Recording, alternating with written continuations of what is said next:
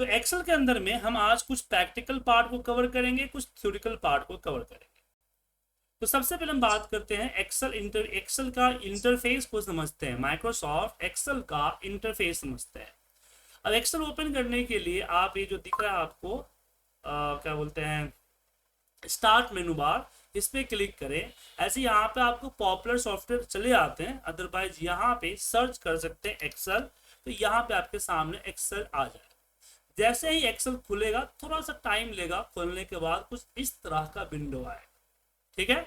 इसको बोलते हैं एक्सेल का होम विंडो, राइट। क्या बोलते हैं? Home window. इसमें आपका यहाँ पे ब्लैंक वर्क, अब देखिए एक्सेल फाइल को वर्कबुक कहा जाता है। क्या कहा जाता है? वर्कबुक। एक्सेल फाइल को क्या कहा जाता है? वर्कबुक कहा जाता है, ठीक है।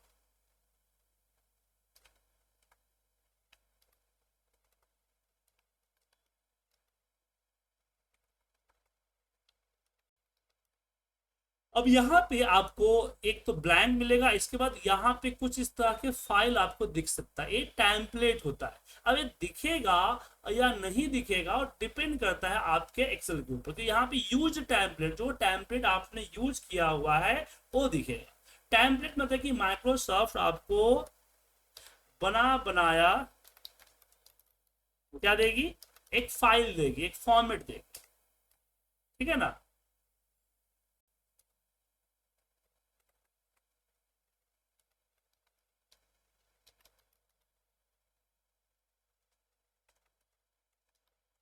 समझे? उसके अलावा ब्लैंक वर्कबुक, और यहाँ पे नीचे दिखेगा आपको रिसेंटली ओपन करके ये फाइल, जो रिसेंटली आपने अभी ओपन किया है ना। जैसे मान लो कोई फाइल ओपन किया, आपको भूल गए कि आपने फाइल कहाँ पे सेव किया था, कहाँ से ओपन किया था, तो ये चीज आप यहाँ से देख सकते हैं, ठीक है। तो फिलहाल इस पे नहीं जाते हैं, हम न्यू ब्लैंक वर्कबुक पे क्लिक करते हैं। ब्लैंक वर्कबुक पे क्लिक करने के बाद उस इस तरह का विंडो है। और आर्किटेक्चर को समझिए, ये जो दिख रहा है सीट, देखिए आपको एक्सेल फाइल को वर्कबुक कहा जाता है और हर सीट के नीचे यहाँ पे पे होता है, सीट्स होते हैं। जैसे एक रजिस्टर हो गया वर्कबुक, और रजिस्टर के अंदर जो पेजेस हैं वो पेजेस क्या हो गया?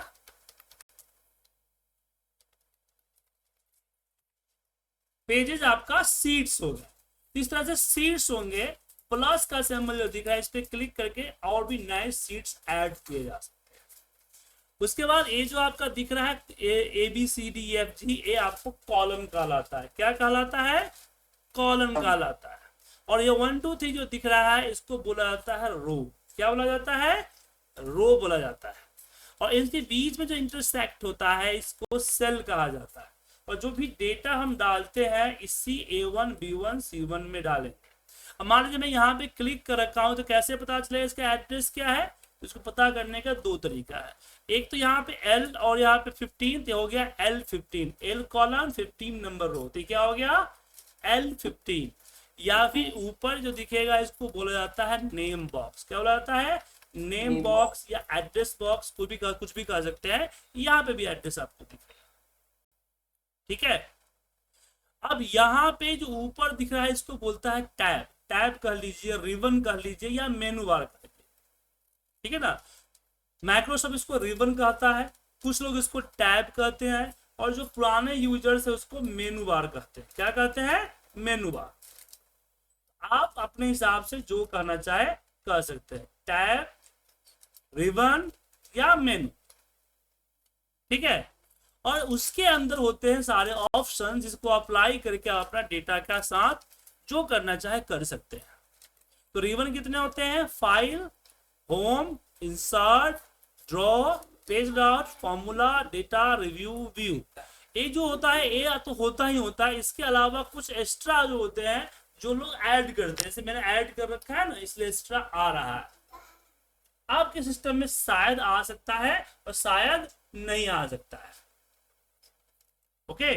तो कैसे ऐड करना है, जब जब जरूरत पड़ेगी हम आपको ऐड करना भी सिखाएंगे, सो डोंट वरी, राइट। आगे बढ़े।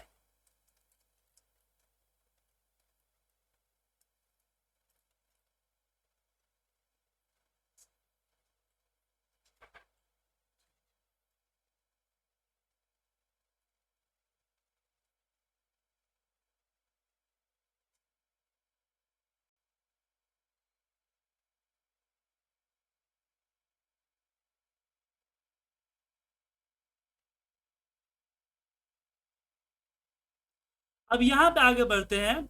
मेनू के बाद अब आपको यहाँ पे ऊपर जो दिख रहा है इसको बोलते हैं आपको टाइटल बार, जहां पे आपके फाइल के नेम शो होगा। जो भी फाइल के नेम जैसे वो शो करे, जैसे मान लीजिए मैंने आईपीटी ट्रेनिंग सीट है ओपन किया, तो आप देखेंगे यहाँ पे आईपी ट्रेनिंग सीट और यहाँ पे सेव दिस पीसी, यहाँ पे जो लोकेशन होगा लोकेशन का नाम दिखेगा। तो ऊपर क्या होता है, ये आपका होता है टाइटल बार। ठीक है, ये जो, हाँ टाइटल बार आपके फाइल का नेम टाइटल दिखेगा। आपको देख, मान लीजिए कोई दिख रहा है आपको कोई चीज, आपको ये देखना है कि कौन सा फाइल खुला हुआ है, फाइल का नाम क्या है, कौन सा फाइल खुला हुआ है, तो आप इसी को देखें। ठीक है,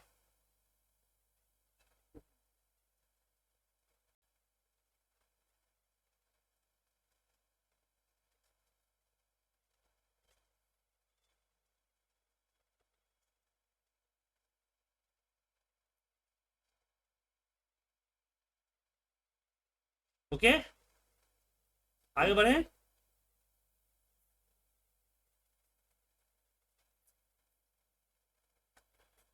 अब इसमें एक चीज और समझ लीजिए, यहाँ साइड में जो आते हैं उस साइड में देखिए, ये आपका लॉगिन होगा। क्योंकि मैंने बताया था कि अभी जो ऑफिस आ रहा है 365 आ रहा है, जहां पे आपको लॉगिंग के वगैरह काम नहीं होगा, तो ये आपकी लॉगिंग आएगी। क्या आएगी, लॉगिंग। जहां से आप अपना माइक्रोसॉफ्ट अकाउंट को लॉगिन करेंगे। देन ये आता है आपका माई बेनिफिट्स, इस पे क्लिक करेंगे तो आपके जो 365 है उसमें क्या क्या फीचर्स है, क्या क्या बेनिफिट्स है, उसके बारे में आपको समझाएगा। हालांकि इसकी जरूरत नहीं है।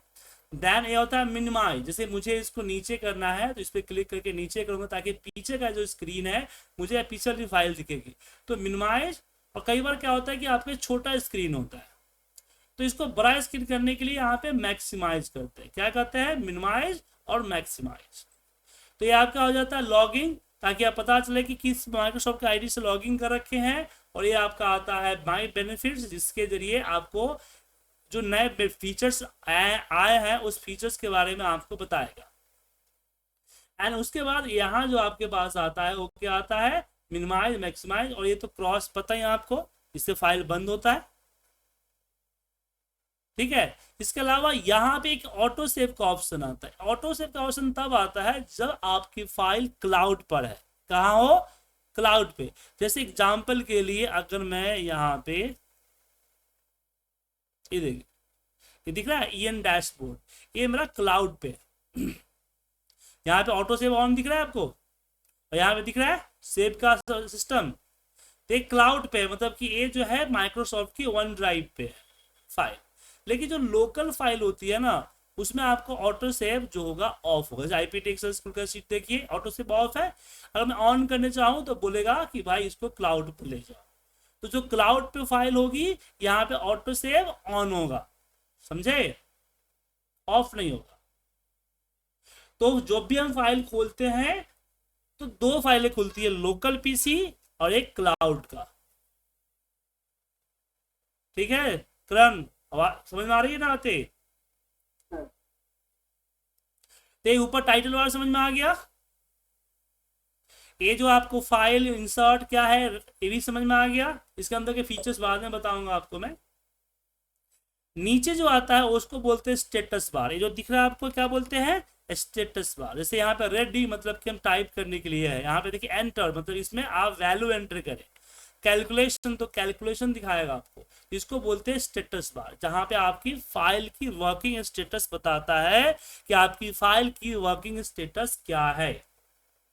ठीक है, उसके बाद यहाँ पे व्यू, देखिए फाइल में बेसिकली 3 तरह के व्यू होते हैं। अब इसके लिए मुझे एक ऐसा फाइल खोलना होगा जिसमें डेटा हो। देखिए ये पहला व्यू जो है इसको बोलते हैं नॉर्मल व्यू। क्या बोलते हैं, नॉर्मल व्यू। इसको बोलते हैं पेज लेआउट। प्रिंटिंग अगर प्रिंट आउट अगर निकालने हैं तो एमएस वर्ड की तरह ये आपको पेजेस में आपको दिखाएगा। ठीक है ना, पेज लेआउट। इसको बोलते हैं आपका पेज ब्रेक प्रीव्यू, जहां से आपको दिखेगा कि कहाँ कहाँ पेज का ब्रेक्स है, कितने पेज में आएगा कितने पेज में हटेगा, पूरा आपको यहाँ पे दिखाता है पेज ब्रेक प्रीव्यू। लेकिन जनरली हम रखते हैं नॉर्मल व्यू पे। कहाँ रखते हैं, नॉर्मल व्यू। जब प्रिंट आउट वगैरह निकालना होता है, कुछ ऐसे प्रिंट आउट वाले सिस्टम करते हैं, तब उसको पेज ब्रेक व्यू या फिर पेज लेआउट, पेज ब्रेक या पेज लेआउट पे हम लेके जाते हैं। फिलहाल अगर प्रिंटिंग का काम नहीं करना है तो ये सब चीजें नहीं करते। ओके, आगे बढ़े।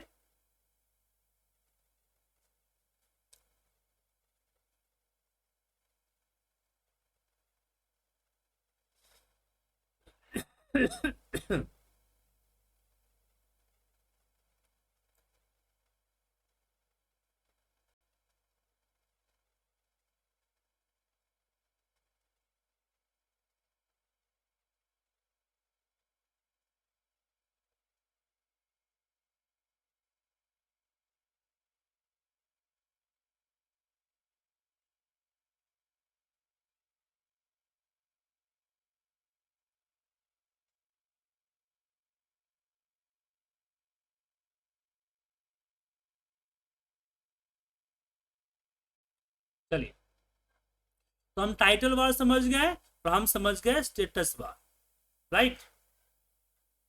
अब इसमें जो शीट्स हैं, ये शीट्स होते हैं, आप एक शीट से दूसरे शीट पे जा सकते हो, अलग अलग शीट पे आप अलग अलग डेटा डाल सकते हो। हर शीट के अंदर कॉलम्स होते हैं। अगर हम यहाँ पे देखें, सबसे लास्ट में जाके देखिए, आपके एक कॉलम्स है, ये आपका रो है। तो टोटल रो कितने होते हैं, तो आपका 10,48,576 टोटल रो होते हैं। और कॉलम कितना होता है, तो कॉलम होता है आपका 16,384। कितने होते हैं, जी हाँ। अब बोलेंगे सर इसके बारे में याद रहेगा कि नहीं रहेगा, तो इसके लिए आप ऊपर जो है यहाँ पे भी सर्च कर सकते हैं अबाउट एक्सेल करके, या फिर मैं आपको दे दूंगा यहाँ पे, ठीक है ना।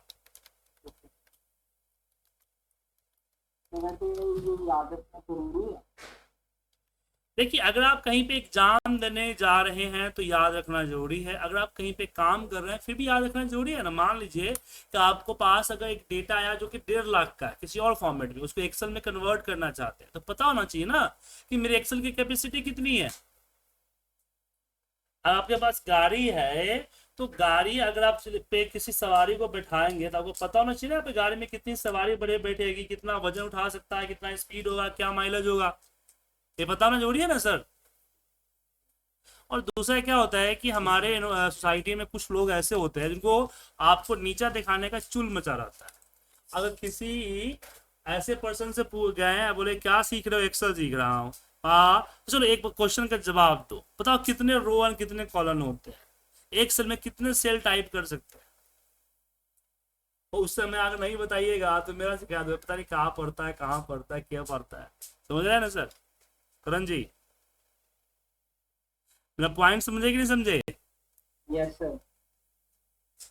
इसलिए बोल रहा हूँ, ठीक है ना।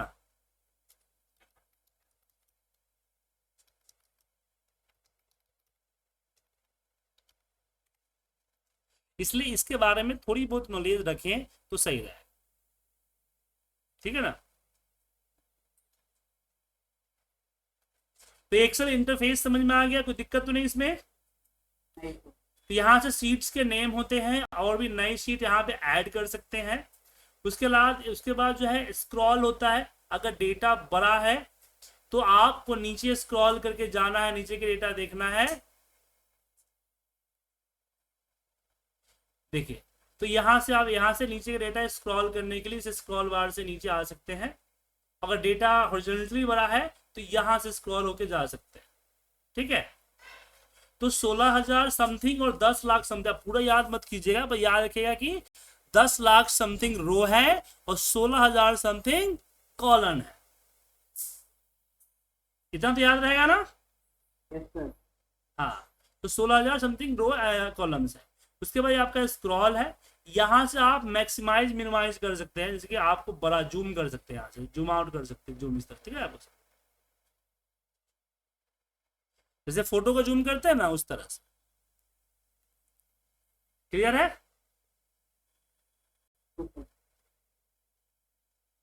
अब चलिए कुछ फंडामेंटल जानते हैं हम एक्सेल के, तो ऐसा बेसिक फंडामेंटल।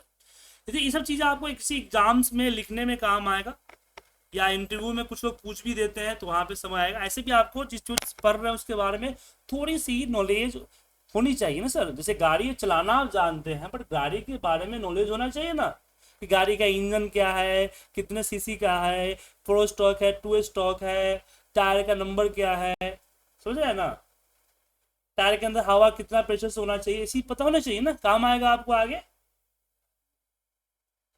सेम उसी तरह से भी आपको चाहिए। तो एक्सेल क्या है, तो एक माइक्रोसॉफ्ट एक्सेल एक स्प्रेडशीट सॉफ्टवेयर है जो कि यूज होता है डेटा को स्टोर एंड मैनेज करने में, कैलकुलेशन को परफॉर्म करने में, टेबल चार्ट्स ग्राफ्स को क्रिएट करने में, और आप इंफॉर्मेशन को एनालाइज करने, इजीली इंफॉर्मेशन एनालाइज करने के लिए इस्तेमाल किया जाता है। और एक्सेल का लेटेस्ट वर्जन है 365, जो कि 2024 का नया वर्जन है। ओके 360 बार में बात करें तो इसमें रिबन आता है जिसमें सारे टूल बार्स होते हैं, जैसे home, insert, formula, etc। Worksheet होता है जो कि रो का ग्रिड होता है, इसमें रो एंड कॉलम, इसको वर्कशीट कहा जाता है। जो शीट्स दिख रहा है इसको क्या कहा जाता है, वर्कशीट। फाइल को क्या कहा जाता है, वर्कबुक। और शीट को क्या कहा जाता है, वर्कशीट। ठीक है। देन सेल, जहां पे एक सिंगल हम कर्सर रखते हैं, सिंगल जो बॉक्स दिख रहा है जिसमें हम कुछ भी टाइप करते हैं, इसको सेल कहा जाता है। और हर सेल का एक एड्रेस होता है, जैसे कि रो एंड कॉलम को मिलके बनता है E1, E11, B1, C1, D1, ऐसे उसका एड्रेस बनता है। उसके बाद इसमें आपका आता है फॉर्मूला बार। अगर कुछ भी टाइप करते हैं तो यहाँ पे उसकी एक्चुअल वैल्यू दिखाता है। क्या दिखाता है, एक्चुअल वैल्यू, चाहे वो फॉर्मूला ही क्यों ना हो। फॉर्मूला इसके अंदर क्या लगा है उसको देखने के लिए जब उस पर कर्सर रखेंगे तो फॉर्मूला बार में उसका फॉर्मूला आपको दिखेगा। ओके तो फॉर्मूला बार में आपका फॉर्मूला या सेल की एक्चुअल वैल्यू दिखती है। उसके बाद आता है सीट टैब। ये जो आपको सीट 1, 2, 3 जो क्लिक करके हम ओपन कर रहे हैं, इसको कहा जाता है सीट टैब। क्या बोला जाता है, सीट टैब। ठीक है। तो यहाँ पे बेसिक टर्म समझिए कि वर्कबुक क्या होता है, एक्सेल फाइल होता है। शीट्स क्या होता है, single part of the Excel होता है। रो समझ गए, हॉरिजॉन्टल होता है 1 2 3 में। कॉलम जो ABC होता है, और सेल एड्रेस। और रेंज जो होता है, रेंज किसको कहते हैं, कई सारे सेल्स को मिला के रेंज बनता है। जैसे मैंने यहाँ पे A1 से लेके D10 सेलेक्ट कर दिया, तो इसको क्या कहा गया, इसको बोला गया रेंज। क्या बोला गया, रेंज। ठीक है ना। रेंज का एड्रेस क्या हुआ, A1 से लेके D10, तो उसको रेंज कहा जाता है। अब एक एक्सेल के अंदर हम क्या क्या टाइप कर सकते हैं, हम टेक्स्ट टाइप करते हैं। टेक्स्ट टाइप कर सकते हैं, जैसे कि किसी का नाम हो गया, या फिर कोई कमेंट हो गया, एनीथिंग ऑफ टेक्स्ट यहाँ पे डाल सकते हो। बट कितना लेटर, तो 37,000 समथिंग लेटर आप एक सेल के अंदर, मैं बोल रहा हूं एक सेल के अंदर। आप कोई बोलेगा कि आपको कि एक फाइल के अंदर, एक सीट के अंदर कितने लेटर टाइप कर सकते हैं, तो आप उनको बोलिएगा कि 37,000 समथिंग एक सेल में टाइप होता है, और 10 लाख रो और 16,000 कॉलम है। तो उन दोनों को मल्टीप्लाई करके आप अंदाजा लगा लीजिए कितना से कैरेक्टर टाइप हो सकता है। Right sir. उसके बाद इसमें हम नंबर टाइप कर सकते हैं, date and time and formula. मतलब किसी सेल के अंदर से हमने सुजीत डाल दिया, यहाँ पे 500 डाल दिया, यहाँ पे हम डेट डाल सकते हैं, या फिर किसी सेल के अंदर किसी तरह का फॉर्मूला दो तरह के होते हैं। एक तो हो गया आपको इनबिल्ड, सॉरी प्लस माइनस वगैरह। दूसरा फॉर्मूला बार में बहुत सारे इनबिल्ड फॉर्मूले होते हैं, इनबिल्ड फॉर्मूले होते हैं, वो डाल सकते हैं।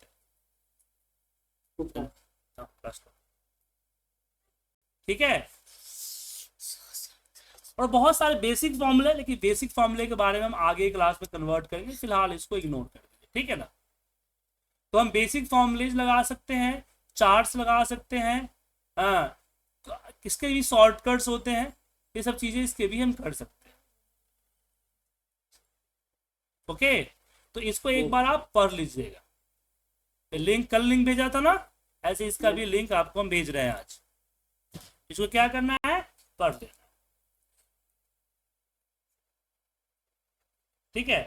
अब दूसरा बात आता है कि एक्सेल के बारे में पूरा इंफॉर्मेशन, तो शॉर्ट इंफॉर्मेशन है, पूरा इंफॉर्मेशन अगर चाहिए आपको कहाँ मिलेगा, तो पूरा इंफॉर्मेशन के लिए आप ऊपर सर्च दिख रहा है, इस सर्च में जाके कुछ भी सर्च कर सकते हो। जैसे कि आपको सर्च करना है लिमिट, क्या सर्च करना है, लिमिट्स, तो यहाँ पे आएगा गेट हेल्प ऑन लिमिट्स, इस पे सर्च कीजिएगा तो आपको यहाँ पे, इसलिए इंटरनेट होना चाहिए सिस्टम में उस समय, ठीक है ना। यहाँ पे एक्सेलिफिकेशंस एंड लिमिट्स आएगा, इसमें आपको बताएगा कि एक्सेल की मैक्सिमम किस फीचर की कितनी मैक्सिमम लिमिट है। जैसे कि हमने एक फाइल खोला है, ऐसे कितने फाइल खोल सकते हैं। अब एक चीज ध्यान रखिएगा, कंप्यूटर के अंदर में अनलिमिटेड वर्ड नहीं होता है। क्यों? जैसे मैंने एक सेल पे हमने सुजीत टाइप किया ना, तो ये आपके हार्ड डिस्क में जाके कहीं ना कहीं कोई स्पेस कैप्चर किया, और आपका हार्ड डिस्क, आपका रैम क्या लग रहा है, उसके पास अनलिमिटेड है, उसकी तो लिमिटेशन है ना।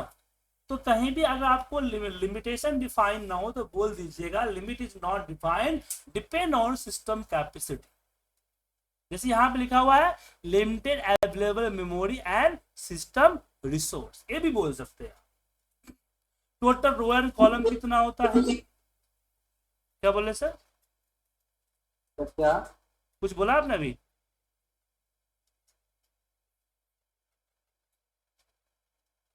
करण जी कुछ बोला आपने, कुछ पूछा क्या आपने। नहीं, तो ये आपका total number of row and column कितने होते हैं, कॉलम की विड्थ कितना कैरेक्टर होता है, रो की हाइट कितना होता है, कितने पेज ब्रेक हो सकते हैं, कितने सेल में कैरेक्टर टाइप कर सकते हैं, उस तरह की पूरा का पूरा लिमिट आ रहा है। अब मैं ये नहीं बोल रहा हूँ कि इसको आप एक बार रट्टा मारे, मैं बोल रहा हूँ बस एक बार कैजुअली पढ़ लीजिएगा, ठीक है, क्लियर है।